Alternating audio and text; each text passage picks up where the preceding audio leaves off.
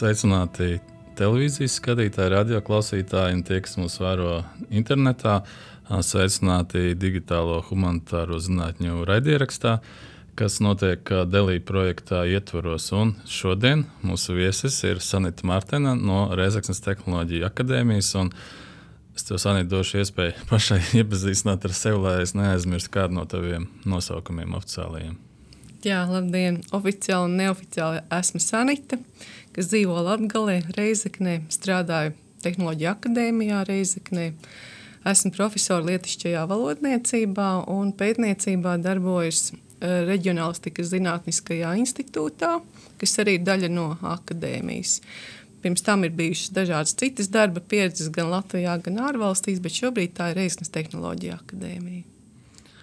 Paldies! Un, mēs gribam šodien fokusēties tieši uz latgaļu un latgaliešu lietām, jo tas ir tas fokus, ko Rēzeknes akadēmija dara Delī projektā. Tad es sākšu ar to pirmo jautājumu tādiem cilvēkiem kā man. Kā pareizi jāsaka latgaļu vai latgaliešu un kuros brīžos jāizmanto kurš vārds, lai kāds neapvainojas? Es domāju, apvainoties neviens neapvainosies, ja jūs nāksiet ar atvērtu sirdi uz Latgali un arī interesētību, bet atšķirība ir tāda, ja mēs runājam par senajām baltu ciltīm.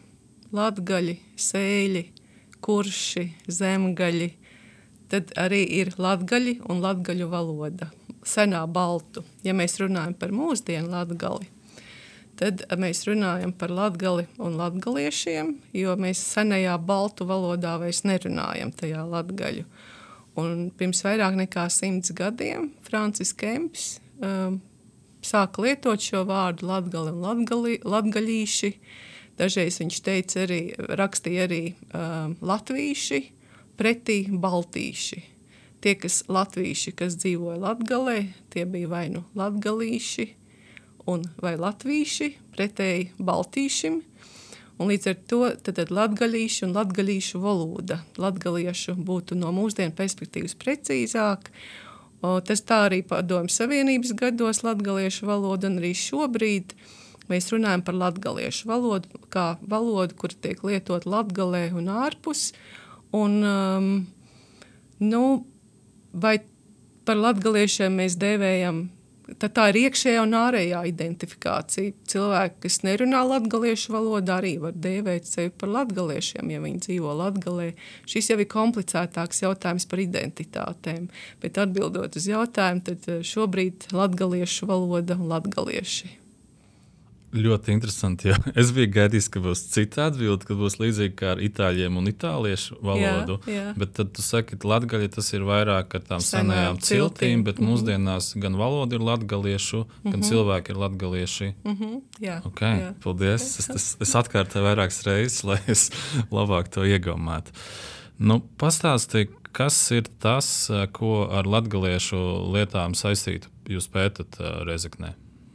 Jā, mēs pēdējos gados esam aktivizējuši savus spēkus 2 korpusu izveidē. Tas ir latgaliešu tekstu korpus un latgaliešu valodas tekstu korpus un latgaliešu valodas runas korpus. Un šobrīd mēs strādājam arī pie latgaliešu tezaura. Un latgaliešu tekstu korpus ir senāks. Tas tappa jau apmēram 2010. gadā. Tas bija Latvijas-Lietuvas pārrobežu projekts.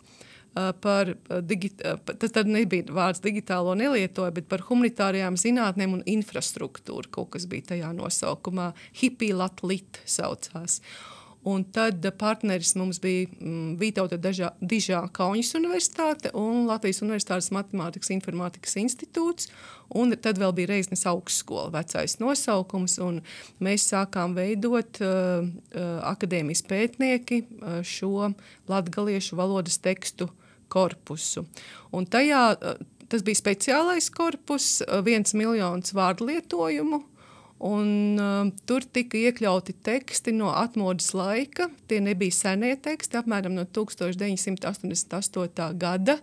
Tajā laikā vēl skenēja, jo diezgan daudz teksti arī no 80. un 90. gadiem nebija pieejami digitāli, kā tu saproti. Un tātad 88. apmēram 2012. šis periods.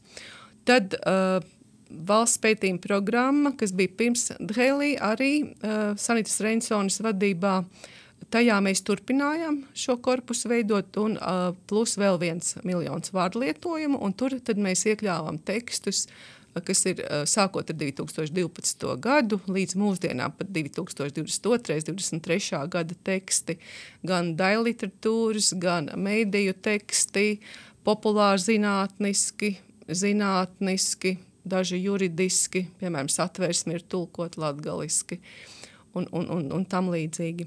Tas ir tas latgaliešu valodas tekstu korpus. Šobrīd 2 miljonu vārdu lietojumu. Drīkst atkal pajautāt vienkāršā cilvēka jautājumu. Jā. Ko šajā gadījumā teica, tas ir speciālais korpus? Ko nozīmē speciālais un kāda vēl varētu būt? Līdzsvarotais tad varētu būt. Tas nebija tik līdzsvarots. Speciālais tad uz šo noteikto laika periodu teksti, un tas līdzsvars nebija tāds, kā var būt latviešu literārajā valodā. Tur tās proporcijas starp daļliteratūras tekstiem un informatīvajiem tekstiem, kas ir mediju un zinātniskajiem. Ja tas plāns bija, es tagad no galas neatcerēšos, bet tas līdzsvars nebija tāds ievērots, kā mēs turpinot pēdējos gados cenšamies vairāk iekļaut zinātniskos, jo arī ir iznākuši izdevumi, piemēram, Viela Latgalika zinātnisko rakstu krājums vai lingvoteritoriālā vārnīca, un tad mēģinām vairāk līdzsvarotāku, kad dažādu žanru veidu teksti ir pārstāvēti korpusā. Tad es drīkstu tālāk par otru korpusu, un tad otrs ir runas tekstu korpus, kas ir ļoti jauns un ko mēs paši akadēmiju būvējām ar saviem ārzemju partneriem, un tas ir tad mutvārdu runa, kurā mēs esam ievietojuši audio ierakstus un atšifrējam audio ierakstus, un šis darbs turpinās. Uz šo mirkli mums ir atšifrētas aptuveni 23 stundas, kas ir daudz. Mēs esam gana lepni, jo tas notiek manuāli. Protams, nav nekādu rīku, tā kā šobrīd latviešu literārai valodai jau. Un tajā mēs esam izmantojuši gan agrāk iepriekš veikto folkloras ekspedīciju ierakstus, kas bija 2012., 15., 17. gadā Reiznes augstskolas docētāji kopā ar studentiem devās. Tur bija citi mērķi, mums nebija prātā, ka mēs to varētu izmantot kādreiz runas korpusā. Bet speciāli mēs braucām 2021. gadā uz Aglonu, un jau ar tādiem labākiem diktafoniem, apzinoties, ka tas būs runas ieraksti, veicām intervijas. Pirmkārt ņēmām vērā, lai mums būtu abu dzimumu runātāji un dažādu vecumu runātāji. Īpaši pievērsām uzmanību, lai mums ir pusauģi un jaunieši un bērni ieraksti. Tad tur mēs apzināti tā kā veicām audio ierakstus. Lūk, un tur darbs ar šo korpusu turpinās. Tas ir pieejams šobrīd arī ar atvērto piekļuvi. Tad tekstu korpus mums ir nosaukums MULA, mūsdienu latgaliešu valodas korpus, un MULAR, tas R nozīmē runas klāt, kur ir ļoti interesanti var dzirdēt, kā runā dažādu, tur ir metadati, tad vīrieši, sievietes un tam līdzīgi. Var dzirdēt, kā skan latgaliešu valoda, un tad manuāli ir veikts transkripts, kas ir ārkārtīgi sarežģīts process. Un tad trešais, ko es minēju, tas ir latgaliešu teizaurs. Tas ir sācis, tas ir pavisam jauns produkts, kur mums tehniski ļoti palīdz Matemātikas informātikas institūts. Kolēģi ir ļoti atsaucīgi. Viņi, tad izmantojot latviešu literārās valodas teizaura prototipu, ir izveidojuši darba versiju latgaliešu. Tā nav pieejama atvērta, tā kā mēs smejamies mūsu smilšu kaste, kur mēs pētnieki akadēmijā spēlējamies un veidojam pēc parauga, kas ir gan latviešu literārās valodas teizaurs, bet tikko mēs izpētījām, piemēram, vācu valodas dažādus teizaurus, lai saprastu, kā mēs gribam formulēt vārda nozīmi, kas mums patīk latviešu literārās valodas teizaurā, kā ir formulēts, un kas mums nepatīk. Tas, kas mums nepatīk, tas arī dod stimulu, kā mēs labāk gribam skaidrot kādu vārdu.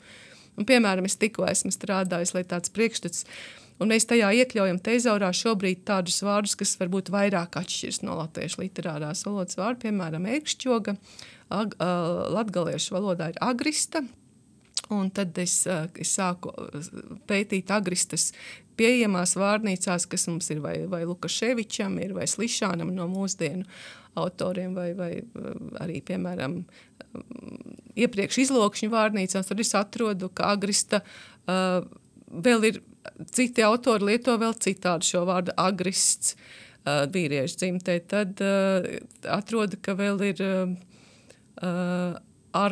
ērkšķeži, vēl par visam kaut kas cits. Un tu sāc ar vienu ērkšķogu, bet tu aizēji līdz 2, 3, 4, 5 variantiem, un tu atrodi senākos tekstos, un tev šķiet, bet tas ir Jānis Saulītē. Un man liekas, ja tezaurā tas būs, tad varbūt arī cilvēki vairāk lietos nākotnē un atcerēsies šos vārdus. Tā kā šie 3 produkti. Tas bija skaists tāds par ērkšķogu. Ja man būtu jāreklamē zinātne vai humanitāra zinātne, man liekas, tas ir liels stāsts. Jo es pilnīgi atpazīstu to aizrautību, ka tu sāc no viena pavadieniņa un pēc tam kļūst aizvien bagātīgāks. Tas ir jāpastāsta citiem. Jā. Un arī tur ir tik daudz variantu, un tad mēs diskutējam. Mums tā grupiņa ir tik maza, bet tas gandrīz vispār nav lietots un tā, bet mēs domājam, bet ja mēs tagad te strādājam, tad mēs vismaz dokumentējam visus variantus, un tad ir tā funkcija šobrīd tehniski, ka tu vari paslēpt tos citus variantus, bet ka tas ir dokumentēts, un ja pētnieki pēc mums strādās, tad viņi redzēs, ka tāds arī bija.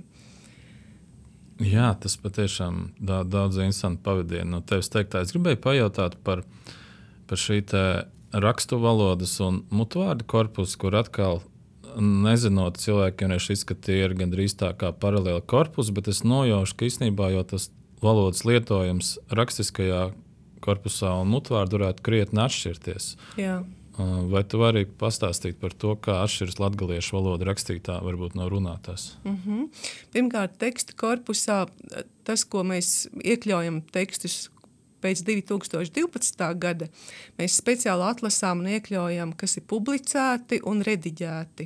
Respektīvi, kas atbilst pareizrakstības normai, tad mums jaunākie pareizrakstības noteikumi pilnveidotie no 2007. gada. Un tad, piemēram, žurnāls A12 vai elektroniskais digitālais žurnāls Lakuga vai citi teksti, mēs apzināti iekļaujam tekstā jau rediģētus materiālus rakstu valodā.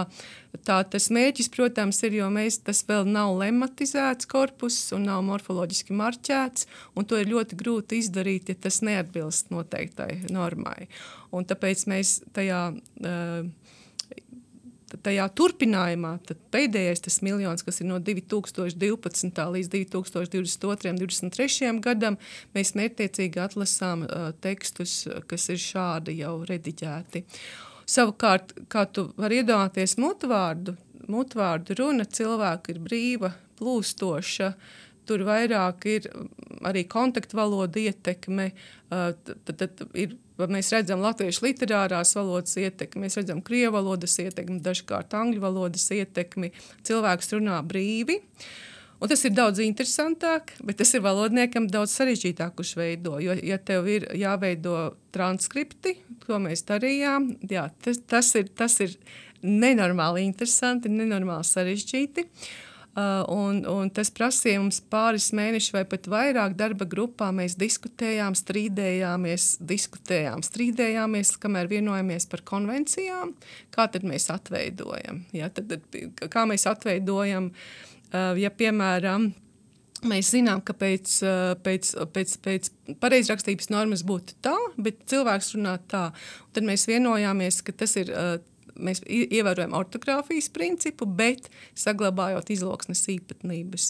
Un, jo ja mēs pārveidotu, tad transkribējot šo tekstu, kas atbilst pilnīgi pareizrakstības normām, tad būtībā mēs falsificējam cilvēku runu. To mēs sapratām un to mēs negribam darīt. Un līdz ar to... Tā kā mums ir noteikti noteikumi, konvenciju likuma tāda kopa, kad, ja mēs nezinām, tad mēs skatāmies, un tad vēl, kad mēs esam transkribējuši noteiktu teksta fragmentu, mutvārdunas ieraksta fragmentu, tad mēs dodam visai grupai vēlreiz pārskatīt, klausīties, kādas nepilnības saskata, tad mēs tad viens otru labojam un palīdzam. Bet šis korpus mutvārdu korpus ir noteikti interesantāks, jo tas parāda dzīves valodas spožumu, skaistumu, jo tikai mirušas valodas ir nemainīgas, un dzīva valoda ir mainīga, un vienu un to pašu vārdu vienā pusē, vienā ierakstā tu dzirdēsi agristes, otrā tu dzirdēsi ārkšķūgas, kas jau ir vairāk no latviešu literārās valodas, un ierškēžus es pieņemu, ka tu vispār nedzirdēsi, ja? Bet tad tu nevari pārveidot, tas ir leksikas līmenī, bet arī gramatikas līmenī, vai ja mēs gribam, dažreiz ir problēmas atveidot, piemēram, vārdu meiteni, ja cilvēki izrunā meita, un tad tu domā, ja tu uzrakstīsi pēc tā kā izrunas, tad tas būs maita, vai ne? Citādi, jo tu nevari, tad tu raksti meita, ja, tā kā, un tas mutvārdu korpus, es pieņemu, ka varētu būt interesants arī tam dēļ, lai parādītu, cik ļoti ir atšķirīga izruna latgaliešu valodā un rakstība, kas varbūt ir lielāka atšķirība nekā latviešu literārajā valodā. Es esmu tik aizkustināts. Es atceros pats sevi, kā es mācījos skolā, un man kaut kā diezgan agri, kā tāda neapzināta dogma, ienāca tā doma prātā, ka tā pamatvaloda ir rakstītā valoda. Un varbūt arī tāpēc, ka skolā bija ļoti liels uzsvars to, kā pareizi jāraksta vārdi, kur jāliek komati, kā izteikties ar teikumiem. Tad es kaut kā domāju, ka runātā valoda ir apmēram tāda pati rakstītā valoda, tikai mazliet maigāka. Un tagad es reāli saskāros ar tiem runas korpusiem, sapratu, cik ļoti runātā valoda īstenībā atšķiras no tās rakstītās. Sāku arī domāt, kas tas ir, kas notiek. Varbūt tā rakstītā valoda ir nevis tā dabiskā, varbūt tā runātā ir tā dabiskā, un tā rakstītāja tur, kur valsts vai skolotājs vai kāds iejaucās un uzliek tās stingrās normas. Un tas ir interesants stāsts, ko saka, ka reizē ar tiem runātajiem tekstiem jūs redzat, ka viņi ir pēc noteikumiem netīri. Tur nāk iekšā tās svešās valodas, tur tie nepreizotē. Un es saprotu tam valodniekam tā dilema un stress, ko tagad darīt, jo tu esi tā kā godīgs pret to valodu, un reizē tev ir jābūt godīgām pret to realitāti un lietojumu. Man liekas, ļoti interesanti. Jā, tu pieminēji divus būtiskus aspektus. Viens, diemžēl arī skolēni mūsdienās domā, varbūt tā kā tu šobrīd saki, ka runātā un raksta ir tāpat, tur ir otrādi, ka viņi raksta tā kā runā, un tur ir problēma, mēs redzam, jā. Bet tas otrs aspekts ir, ka, valoda radās, valoda mutvārdi, kā radās vispār pasaulē valodas, tas bija cilvēki gribēja sazināties, patiesībā viņi gribēja izdzīvot, lai nomedītu mamutu, laikam bija noteikti signāli jādod, neartikulētas skaņas sākumā un tam līdzīgi.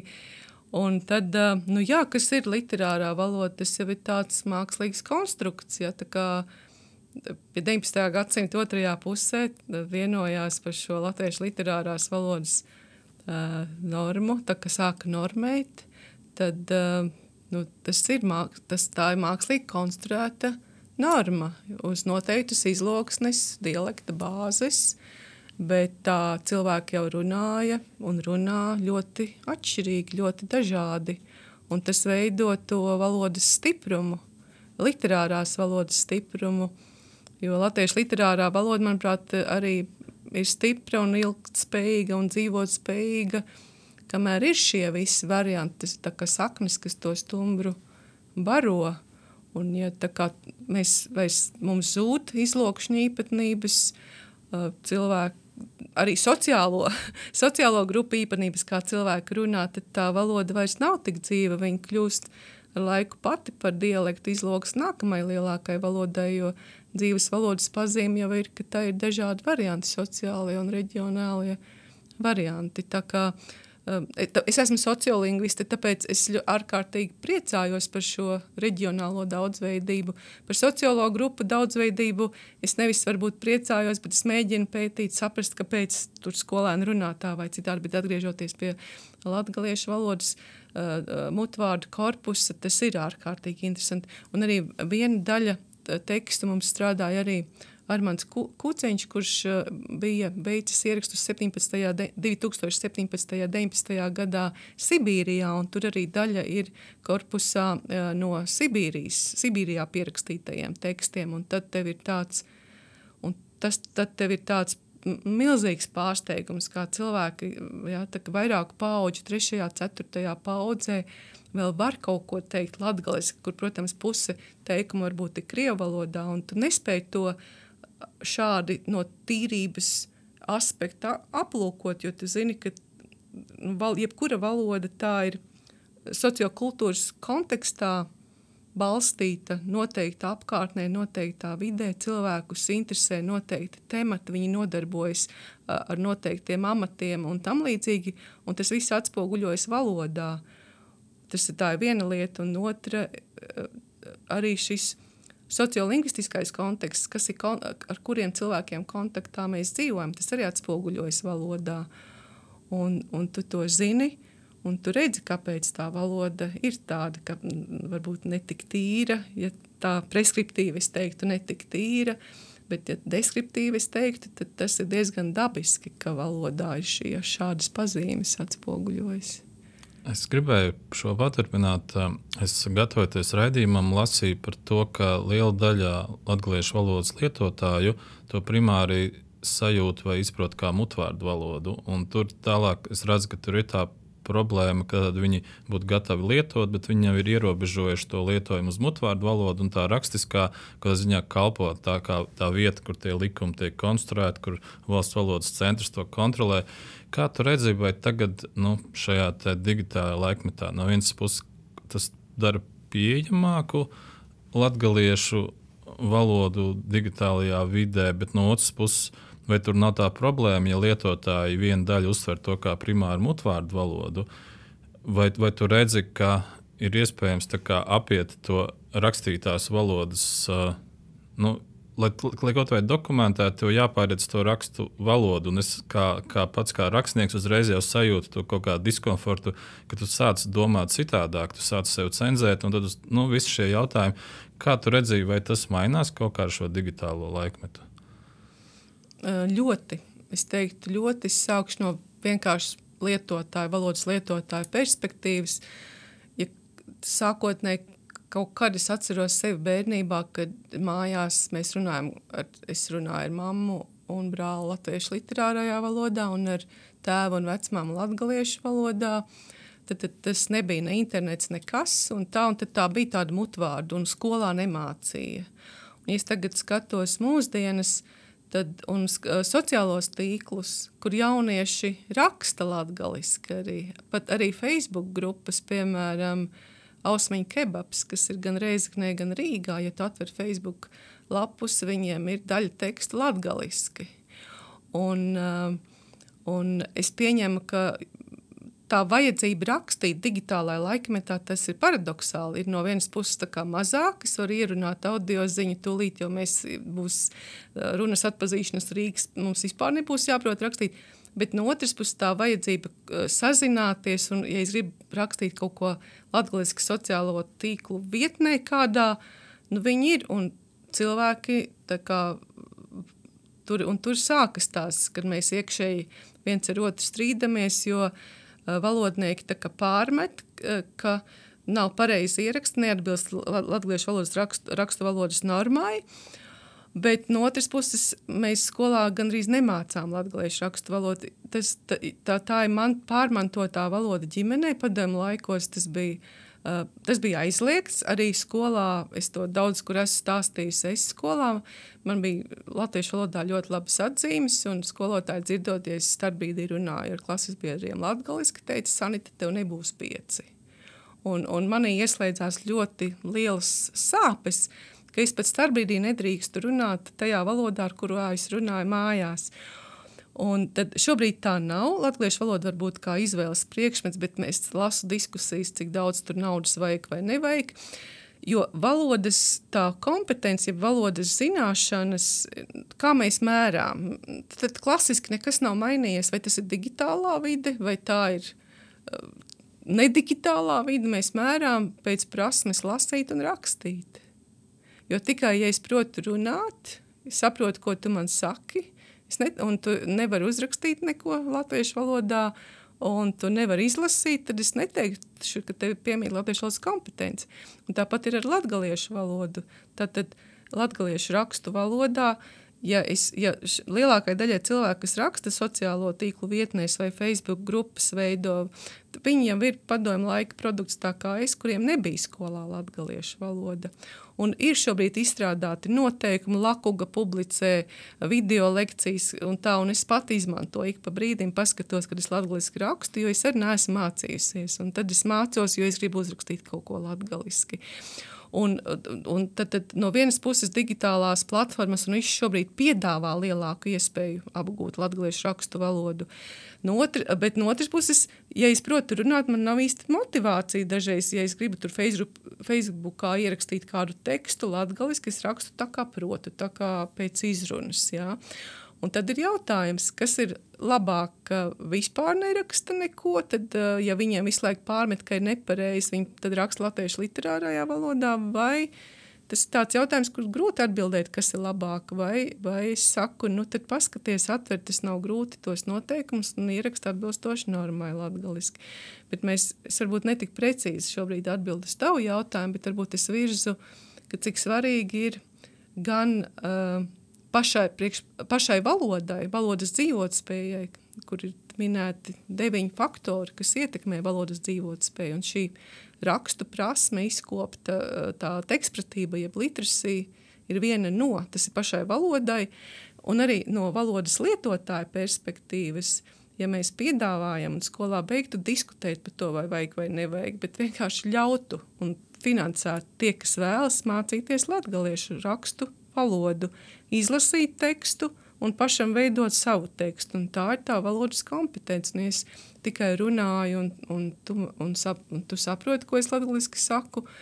Tā ir tikai tāda daļēja valodas prasme, jo tad visas tās 4 valodas prasmes nav noklātas. Un tad es nevaru teikt, ka tev piemīt valodas kompetence, ja tu neproti izlasīt un uzrakstīt tekstu. Jā, šis ļoti interesanti. Man nāks domāt par sevi, par to, kā es lietoju latviešu valodu, un tā kā es esmu rakstnieks, tad es jūtos, ka es esmu kompetents, un ja es sastopu kaut ko jocīgu, tad es tā kā domāju, tie cilvēki nesaprot, ko viņi dara. Un es domāju, cik atšķirīgi droši vien tā sajūta ir būt tam latgaliešu valodas lietotājiem, kurš ir tajā neskaidrajā vidē, kur tie noteikumi vai nav līdz galam definēti, vai arī viņš redz dažādus veidus, un viņam visu laiku ir tā lielā apzinātība. Tā kā, ka tā noteikumi varbūt nav definēti, varbūt viņš nezina. Es domāju, cik tas ir atšķirīgi tā sajūta, jo es valodu lietoju kā kaut ko dabisku.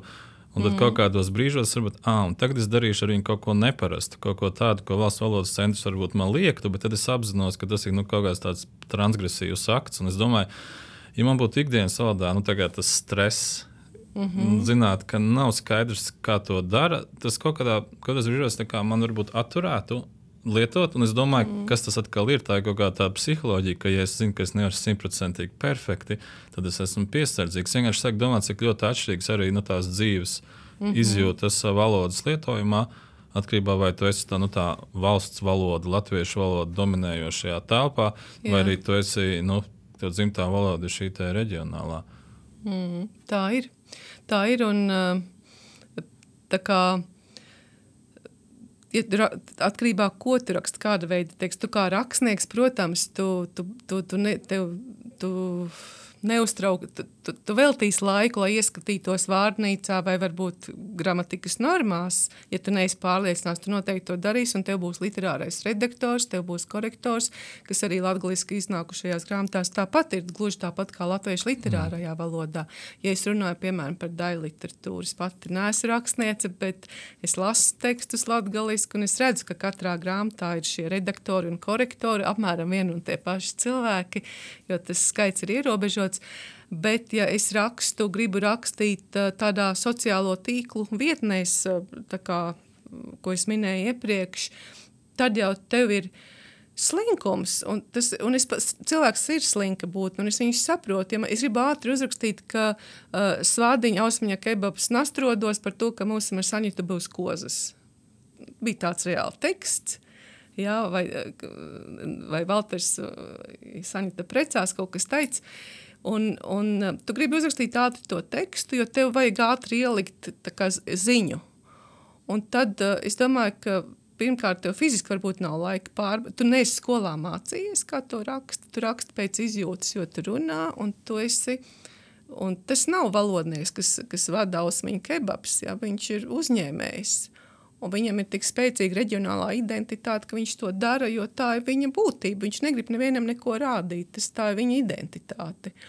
Un viņš grib ātri uzrakstīt, un viņš uzraksta tajā valodā, kā viņš uzraksta. Un tu priecājies, ka es kā sociolingvisti priecājos, ka ir latgaliski. Ja? No teorētiskās valodniecības viedokļa, protams, es redzu kļūdas, ka tur būtu. Un tas ir tas jautājums. Mums vienā konferencē viena žurnālista piecēlās ar kājās reiznē un teica, ziniet, es pāris sižetus raidīju, arī runāju latgaliski. Un tad, kad man sāka pārmest par katra vārda neprecīzu izrunu un tā, man vienreiz pārmet, otrais. Kā jums šķiet, vai es turpināšu runāt latgaliski? Nē, es pārgāju uz latviešu literāro valodu. Ja? Un tas ir tas, ka medaļas divas puses mēs gribam, lai rakstītu pareizi un skaisti. Un tad, protams, var runāt par, tā kā valodniecībā runā par formālām un neformālām valodas situācijām. Ja tās ir formālas, tad mēs veidojot tekstu, zinātniskos rakstus vielatgalika, protams, ka tas iet cauri. Un tu domā labo un tā. Un neformālā valodas situācija, digitālā vide ir. Šie sociālo tīklu vietnes ir neformāla valodas situācija. Un tad cilvēki jūtas brīvāk un raksta tur tā kā raksta. Es domāju par to, mēs runājam par latgaliešu valodu, un tu brīžiem iestarpini arī kādas frāzes, un tad es domāju, būdams Latvijas iedzīvotājs, tā kā es nemāku neko pateikt latgaliski, un tad es sāku domāt, vai tā ir normāla situācija. Es domāju arī, kas ir tas, uz ko mums vajadzētu iet, ja mēs gribam būt kā sabiedrībā iekļaujoši. Okay, varbūt man nav pienākums apgūt latgaliešu valodu, bet es tomēr domāju, kā tu redzi, kas ir tas, kāda būtu varbūt adekvātāk attieksme. Atsaucoties uz mūsu sarunu pirms ieraksta par to, kā pirms cik tur gadiem Valsts valodas centrs cīnījās ar zīmēm, kur latgaliešu valodā rakstītais bija lielāks nekā latviešu, kas šķiet vienkārši ārprātīgi. Jā. Kas būtu normāli? Tas vārds normāli man laikam nepatīk, bet kā vajadzētu būt sabiedrībā, kas ir demokrātiski, es ceru, ka mums ir demokrātiska valsts, un valstī, kur nav tik liels cilvēku skaits, un tā valoda, latviešu valodas bagātība izzūd, tās izloksnes un dieta izzūd. Tad mums ir divas rakstu valodas, mums ir latviešu literārā un latgaliešu rakstu, tikai divas. Ja? Citas izloksnes vairāk ir mutvārdos, bet ar pareizrakstības normu ir divas. Un tas man šķistu tikai dabiski, ka arī Liepājā, Kurzemē par to skolēni zina, ka mums ir divas rakstu tradīcijas. Un man liktos tikai dabiski un mūsdienīgi, es teiktu, ka viņi salīdzinātu tekstus un redzētu, ka patiesībā alfabēta līmenī ir tikai divi burti atšķirs, ja, no latviešu literārās valodas, ka viņi klausītos, kā skan latgaliešu valoda, un ka viņi saprastu, ka tas viņi gandrīz, es nezinu, atkarībā, ja, saprot, cik procentus, 70 vai 80%. Tā būtu tāda attieksme, kur nav viens, tur mazāk būtu šī tāda, es esmu, kā pateikt, es lepojos ar to, ka es zinu, ka vēl nevis es tā kā pasmējos, ka tā ir nepareizā latviešu valoda. Šis skatu punkts bija tā kā ilgus gadus tā deldēta reģionālā daudzveidība, tāpat kā citas mazākumtautību valodas, izņemot krievu valodu. Bet tas būtu tikai dabiski, un man šeit ir brīnišķīgs piemērs Norvēģija, kur ir šī Ninorsk un Bukmol, kur ir jauna norvēģu valoda un bukmols, kur neatkarīgi, kurā Norvēģijas reģionā runā kurā un raksta, tad bērniem ir prasība, ka skolā viņi zina, ka ir tāda otra, un viņi mācās par to, pat ja viņi ikdienā nelieto. Tas nebūtu dabiski, ja mēs prasītu, lai Liepājā cilvēki arī prastu runāt, bet ka viņš var izlasīt un saprast, kādas ir atšķirības, tā būtu izglītota cilvēka pazīme, un tās ir tikai divas rakstu valodas, un šīs būtu sapnis, mērķis. Es būtu par, jo es domāju, ka es droši vien nelietoju un kautrējos, tāpēc, ka man šķiet, es neesmu latgalietis, es negribu tā kā tur viņus aizvainot nepareizi izrunāt, bet patiesībā, ja man dot kaut kādu ievadu skolā, es varbūt saprastu, ka es drīkstu zināt, un es drīkstu zināt dažas frāzes, kaut vai. Tas, man liekas, arī jau rada laba attieksme, ka tu centies un ka tu izrādi to cieņu. Jā, un tas, ko arī pētījumi valodu izglītībā ļoti skaidri norāda, ka ja tu pat no kognitīvās viedokļi, pat ja tā kognitīvā slodze viņiem būtu lielāka, ja viņi salīdzina. Viņi latviešu literāro valodu saprastu labāk, ja viņi salīdzinātu, piemēram, ar latgaliešu rakstu vai kādu citu. Šī kognitīvā slodze, ka es savu valodu ieraugu labāk caur citas valodas prizmu, kaut vai šis aspekts, man liekas, pat tāds didaktisks būtu tā vērts. Jā, to vajadzētu izglītības ministrei nodot. Tajos materiālos, ko tu man sūtīji, jums bija interesants pētījums, kur jūs pētījāt arī šo te valodas lietojumu publiskajā vidē, vai var pastāstīt mazliet? Jā, lingvistiskā ainava, jeb valodu lietojums publiskajā telpā. Mēs bijām pionieri patiesībā 2006. vai 2007. gadā, Reiznes augstskola tad vēl. Mēs bijām pionieri Baltijas valstīs, kuri sāk strādāt ar šo metodi, tad pētīt uzrakstus publiskajā telpā. Mums bija maģistrantūrā studentu kurss, kur mēs iesēdinājām 2 mašīnās un mums uzrakstījām nelielu pētījumu. Mēs iesākām ar to, ka mēs salīdzinājām uzrakstus pa 2 pilsētām katrā no Baltijas valstīm. Tas bija sākums. Un tad mēs pētījām arī, jo lingvistiskā ainava sākotnēji tas ir lielpilsētas vai pilsētu ainava, cityscape angļu valodā. Un pēdējos gados mums šķita, ka ir interesanti, arī Reizekni mēs pētījām, Ventspili pētījām, bet pēdējos gados mēs pievērsāmies vairāk lauku lingvistiskai ainavai, un šobrīd esam izpētījuši vienu pagastu, Vērēmu pagastu, un vairāk pievērsām uzmanību, vai latgaliešu valoda arī ir redzama publiskajā telpā, jo ejot pa pagastu pamatā tu dzirdi tikai 2. Ja tu domā par šo audioscape, ko viņi lieto, ko mēs dzirdam, tad mēs dzirdam latgaliešu un krievu valodu pamatā pagastā. Latviešu literāro gandrīz nemaz. Ja tu skaties un teorijā, ārzemju teorijā ir rakstīts, ka publiskā valodas zīmes publiskajā telpā atspoguļo iedzīvotāju etnodemogrāfisko sastāvu. Tad nemaz tā nav. Tad mēs pētījām uzrakstus pie informatīvajiem stabiem. Mēs pētījām skolas no ārpuses, kas ir publiskajā telpā redzams. Norādes, ceļa norādes, reklāmas, sludinājumus un māju vārdus, māju nosaukumus. Un tad mēs pamanījām, ka latgaliešu valoda visvairāk ir redzama tieši māju vārdos. Un tie ir tādi bieži koku nosaukumi, kā piemēram bārzi. Tad mēs redzam reljefs, tur ir kolnoji, jauns parādās un tam līdzīgi. Bet pētot lauku lingvistisko ainavu, kas mums iekrita vēl, kas nebija pilsētā pamanāmas, arī citas zīmes, šīs semiotiskās zīmes, kā piemēram nav latgaliski uzraksts, bet ir latgalis karoks izkārts. Kas nav verbāli ar vārdu izteikts, bet tie ir priekšmetu objekti. Pastkastītes, kas ir padomju laika vēl dažas un ar uzrakstiem, kur parādījās vienīgā vieta, kur parādījās krievu valodā, vecas pastkastītes ar uzvārdu krievu valodā uz šīs pastkastes. Un tad mums likās, ka mēs negribam tikai koncentrēties uz valodas zīmēm, bet arī pētīt plašāk semiotiski, arī žogi, kā viens ļoti interesants vai aizlieguma zīmes uz žogiem, kas, teiksim, klasiskajā latgales ainavā privāti īpašums aizliegts iebraukt nebija iedomājams, taču šobrīd tā.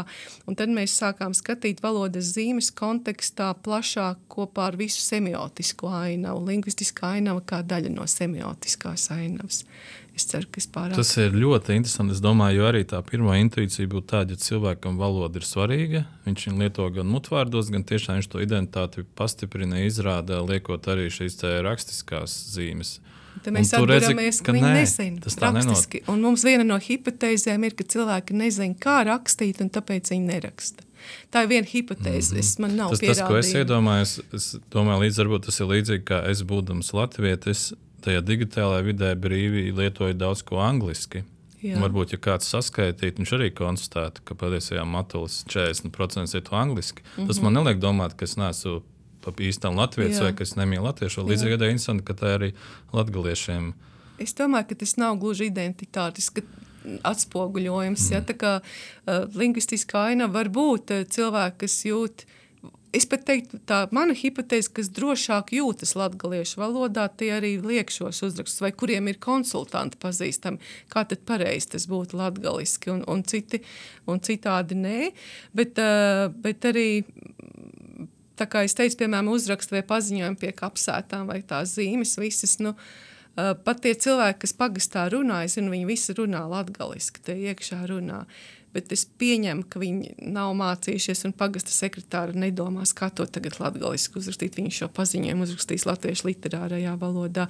Un tas ir dabiski, un tāpēc būtu ļoti svarīgi, ka skolā mācītu šo, kā pareizi rakstīt, jo tas nav grūti, tur nav tik milzu atšķirības. Ja? Tā kā tas viens no mērķiem būtu, ja mēs gribam valodas dzīvotspēju, ka arī tā nav tikai ģimenē runātā valoda, nav tikai katoļu baznīcā lietotā valoda, bet ka tie pamati lasīt un rakstīt prasmes, pamati tiek ielikti skolā, jo mājās jau nemāca latgaliski rakstīt. Jā, droši vien neviens. Ne, tā nevar teikt, ir ģimenes noteikti, kur to dara. Es esmu ļoti aizrāvies. Es jūtu, ka mēs varētu tā turpināt vēl bezgalīgi, bet mums tuvojas noslēguma laiks. Varbūt ir kaut kas svarīgs, ko es tev nepajautāju, bet ko tu gribētu pateikt par pētījumiem vai lietām, ko jūs darat. Jā, mēs šobrīd esam apmēram 5 cilvēki tikai, kas strādā, un tad mēs arī kādu studentu iesaistām palīgā, un tā mūsu pētnieku grupa ir ļoti maza. Un mēs esam noguruši no šī fragmentārisma. Mēs ļoti ceram, ka kādreiz būs pētniecībā iespēja strādāt pilna laika darbu. Šobrīd mums ir projektos visiem vai 0,2 slodzes vai 0,1, 0,13, jo mēs esam tā kā neliela akadēmija, augstskola, mēs neesam tāda nacionāla, esam nacionāla mēroga, bet un tad, kad tās slodzes tiek dalītas, tad 0,2 tas ir viena diena, un tad šķiet, ka tie resursi mums ir lielāki nekā mums tiek piedāvāt iespēju strādāt, un šīs politikas dēļ mēs zaudējam. Mēs esam 2-3 ļoti labus cilvēkus zaudējuši, un vienas arī var minēt Sandra Ūdre, kas latgaliski ļoti labi raksta, arī pati rakstniece, un kam ir valodas izjūta, un kas korektora brīnišķīga. Mēs nespējam nodrošināt viņai slodzes darbā, un mēs zaudējam šos cilvēkus, un tad pārējie uz tādu izdegšanas robežas. Tāda sajūta ir, ka mums bija tikai vienreiz dzīvē, kad mēs bijām ārkārtīgi gandarīti. Tas bija Eiropas sociālā fonda projekts. Humanitārajā zinātnēs tika atbalstīti 2 Latvijas universitātes, savus kaktiņu zemes, savus stūrītes, kā bija tas nosaukums, un mūsu. Tā bija vienīgā reize dzīvē, un es neesmu tik jauna, bet manā pieredzē 3 gadu laikā mums bija grupa, 12-15 cilvēku pētnieku grupa, kas strādāja pilnu slodzi, 3 gadus mēs paveicām milzlietas. Tas ir vienīgais, ka tā bija iespēja, ka tas bija iespējams. Un šobrīd mēs tikai ar šīm mazajām slodzītēm būs, nebūs. Un tie cilvēki sāk tā kā, arī viņi vairs nav gatavi strādāt uz 0,2. Tā ir tā mūsu sāpe, jo acis deg mums visiem vēl aizvien par to, ko mēs darām, bet mēs tā kā sākam nogurt no tā, ka mēs nezinām, kas būs nākamais, bet to daudz nezinu, mēs neesam vienīgie, bet mums gribētos kādreiz strādāt, ja ne pilnas slodzes, tad vismaz 0,75, kad tu vari 4 dienas, tu sāc tezauram rakstīt šķirkli. Ja, tā kā, bet tev ir 0,2 slodzes, tad tev ir lekcijas, vēl kaut kas. Tad, kad tu nākamreiz apsēsties pie šī šķirkļa, tu jau tā kā neesi vairs procesā, tā kā rakstniekam. Tu jau esi tā kā un tev ir, kad tu gribi rakstīt, bet tev nav iespēja to pētīt un rakstīt. Tas ir tā mūsu sāpe. Tad nebija labi beigt to, man šķiet. Jā, tev jāpajautā, lai būtu pozitīvāk. Man liekas, paldies, ka tu padalies par to realitāti, kas visiem vai gandrīz visiem Latvijas zinātniekiem pazīstam. Jā, uz tās cerīgās nots. Man liekas, ir vērts arī par to runāt, arī runāt šādā veidā. Un tas, ko tu pieminēji, vēsturisko zemju likums, es redzu, ka kaut kādas iniciatīvas publiskajā telpā ir uz to ieraudzīt un atzīt, ka latgalieši, lībieši, ka viņi pastāv un ka tur viņi ir pelnījuši arī kaut kādu attīstību. Es katrā ziņā ļoti cerētu, ka valsts novērtēs, ka ir vajadzīga šī pētniecība latgaliešu valodā un tēmās, un vismaz vienai pētnieku grupai taču nodrošināt darbu. Bet, par to vienkārši jāturpina runāt. Politika ir ļoti mainīga Latvijā. Tas ir tas, kas varbūt vajadzētu būt neatkarīgi no tā, kurš ir pie varas stūris, neatkarīgi no tā, ka ir tādas pamatlietas, kurām nevajadzētu būt, ka tām ir ietekme, kura partija ir valdošā. Un tās ir tās, kas saistās ar valodu, kultūru, ar humanitārajām zinātnēm. Es tā kā iepriekš teicu, pirms laikam raidījuma valoda vienmēr bijusi politiska, bet attieksmē pret latviešu valodas, latviešu literārās valodas, latgaliešu rakstu valodas, lībiešu kā autohtonās valodas, ka tur vajadzētu būt tādam pamatam, ka tas ir mērķis valsts, kas neatkarīgi, kurš būs valdošais, ka tam ir jābūt kā pamatam, identitātes pamatam, un pētniecība nevar tā vienkārši uz entuziasmu ilgu laiku turēties, bet entuziasmam arī jābūt, jo bagātās rietumu valstis arī rāda reģionālās valodas, kuras dabū daudz finansējumu, nebūtu nenozīmē, ka viņas ir dzīvot spējīgas. Tā kā ir jābūt abiem virzieniem, gan no apakšas, gan no augšas. Labi, šīs pozitīvās nots, ka politiķiem jādod vairāk naudu un regulāri, mēs turpināsim mūsu cīņu un tiekamies nākamajos raidījumos. Paldies, Sanita! Paldies!